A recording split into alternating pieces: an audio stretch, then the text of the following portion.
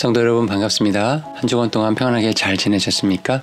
이번 시간에는 사도 바울 5번째 시간 은혜와 근성의 사람 바울 그 책에 나온 내용을 가지고 또 말씀을 드리도록 하겠습니다.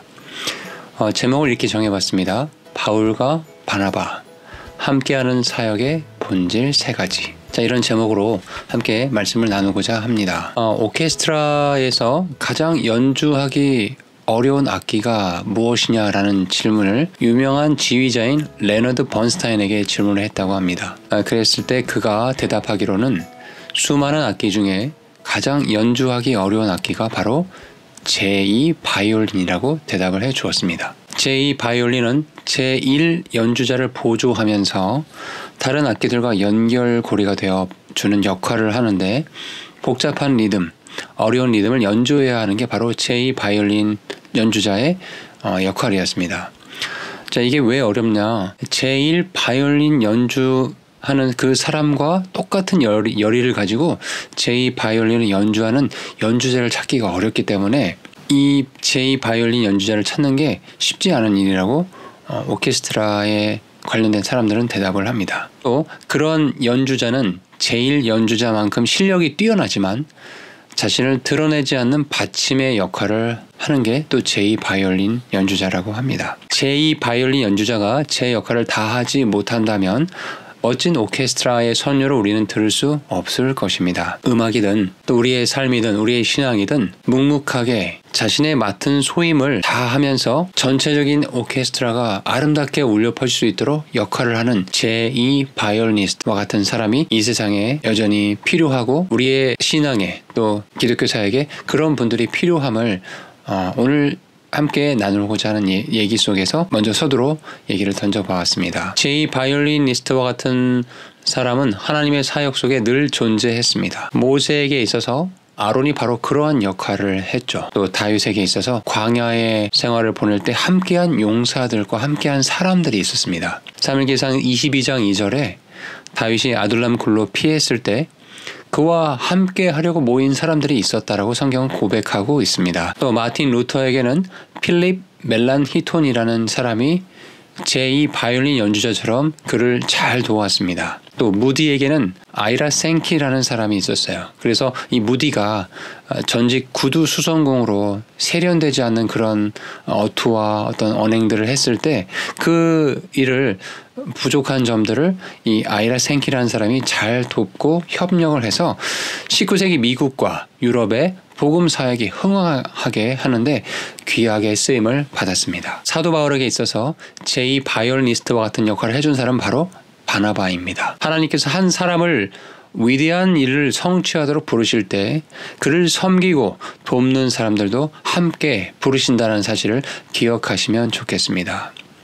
주님께서 바울을 부르실 때 바로 그를 도울 바나바도 함께 불러주신 것이지요. 바울은 신학적으로 통찰력 있게 예수 그리스도의 은혜와 구속의 사역과 그분의 몸된 교회에 관한 이 기독교의 교리들을 잘 정리하고 잘 선포할 수 있는 그런 역할들을 감당했습니다. 반면에 바나바는 그 초기 사역에 있어서 바울을 격려하고 바울과 함께한 사람들을 잘 세워주고 멘토링하고 초기 교회 내에서 다리를 놓는 역할을 바나바가 충실하게 해 주었습니다. 그래서 바울과 다른 사람들을 지원하는 역할을 바나바가 역할을 했고, 그래서 초기 교회가 함께 연합하고 성장하는데 크게 기여를 한 것입니다. 바나바가 바울을 위해 한 일들을 한번 살펴보겠습니다. 첫 번째, 바나바는 사울을 데리고 와서 함께 사역을 했습니다. 사도행전 11장 25절 26절에 그때 바나바가 사울을 찾으러 다소로 떠나 그를 만남에 안디옥으로 그를 데려오니라. 그들이 만 1년 동안 그 교회에 함께 모이며 많은 사람을 가르쳤는데 제자들이 안디옥에서 처음으로 그리스도인이라 불리니라 라는 말씀이 있습니다. 안디옥 교회가 막 부흥을 하고 있었어요. 그때 바나바는 다소에 있던 사울의 고향인 다소에 묵묵하게 기다리고 있었던 그 사울을 찾아가 우리가 함께 사역을 합시다 라고 권했고, 그를 이제 안디옥 교회로 데리고 옵니다. 그리고 그와 함께 만 1년 동안 교회에 함께 모여서 많은 사람들을 가르치고 그렇게 해서 제자들이 안디옥에서 처음으로 그리스도인들이다라고 이렇게 호칭을 얻게끔 하는 그런 위대한 일을 할 수 있게끔 도왔다라는 것이죠. 고린도전서 3장에 가보시면 바울이 사역에 대해서 이렇게 얘기를 합니다. 5절에 보면 이렇게 얘기를 하죠. 바울은 누구며 아볼로가 누구냐? 그들은 단지 주께서 각 사람에게 일을 주신 대로 너희를 믿게 한 사역자들이니라. 그러면서 우리가 잘 아는 말씀, 자라게 하시는 이는 하나님이시다. 나는 심었고 아볼로는 물을 주었지만 너희들을 자라게 하시는 것, 우리가 영적으로 하나님 앞에 성장할 수 있도록 자라게 하시는 이는 바로 하나님이시다라고 고백을 하면서 자라나게 하시는 하나님만 중요하다라고 언급을 합니다. 그리고 9절에 우리는, 잘 들으십시오. 우리는 일꾼이다. 하나님 앞에 일꾼인데 어떤 일꾼이냐? 하나님과 함께 일하는 일꾼이다라고 말을 합니다. 사역에 있어서 누구와 함께 일하는가가 얼마나 중요한지를 바울이 지금 이야기를 하고 있는 것입니다. 하나님과 함께 일하는 일꾼이다. 이 얘기는 무슨 말입니까? 신실하게 하나님을 섬기는 동역자들과 함께 교회를 세우고 복음을 전하는 그 일이 우리가 해야 될 일들이고 그 일들을 하는 사람들을 주님께서는 일꾼이다라고 불러주신다라는 것이지요. 바울에게 있어서 바나바가 바로 그 사역이 무엇인지를 이렇게 정의할 수 있게끔 큰 도움을 줬던, 초기에 도움을 줬던 그런 역할을 한 것입니다. 두 번째, 바나바는 바울과 함께 최초의 선교사가 되었습니다. 사도행전 13장에 보면 그런 내용이 나옵니다. 자, 사도행전 13장 1절에서 3절의 말씀을 보면 이제 안디옥 교회에서 일꾼들을 선출을 합니다. 5명이 등장합니다. 바나바, 그리고 니르게를 하는 시므온, 구레네 출신의 루기오, 또 마나엔이라는 사람이 나오고 사울이 등장합니다. 니게르라는 이름은 그 라틴어로 검정색을 뜻하는데 아마 시므온이 아프리카 출신인 가능성이 높았던 것으로 보여집니다. 또 구레네 출신의 루기오, 영어로 하면 키레네라고 말할 수 있는 이 지역은 현재 북아프리카 리비아에 위치한 고대 그리스의 도시였습니다.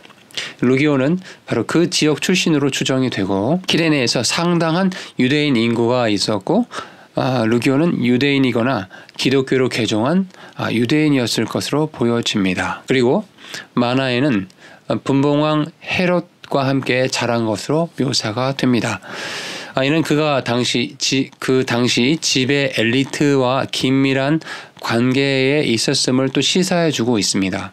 그가 헤롯과 함께 자랐다는 언급은 마나엔이 특권층 출신이었을 것이고 당시의 정치적, 사회적 엘리트와 관련이 있는 인물이었음을 시사해주고 있습니다. 자, 이러한 배경에도 불구하고 그는 예수님을 따르기를 선택했고 안디옥 기독교 공동체의 일원이 되었던 것이지요. 자, 이처럼 이 안디옥 교회는 참 능력 있고 하나님을 순수하게 따르는 좋은 일꾼들이 존재했었습니다.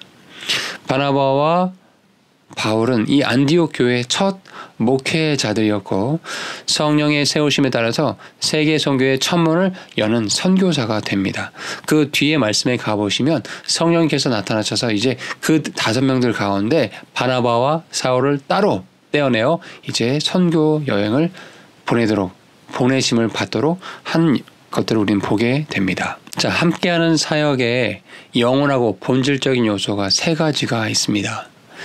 첫 번째는 목적입니다. 무엇을 계획하든지 하나님은 그것을 추구하신다. 하나님의 계획은 우리가 상상하는 것보다 훨씬 위대합니다. 하나님의 일은 우리 모두보다 오래 갑니다. 그것은 함께 일하는 우리 각자를 통해 하나님께서 이루기 원하시는 것에 관한 것이에요. 우리의 목적이 아니라, 중요한 거는 우리의 목적이 아니라, 자, 우리가 사역을 하는데, 어떤 일을 하는 데 있어서 우리 개인의 목적이 있을 수가 있어요. 우리가 무엇을 섬기든지 간에.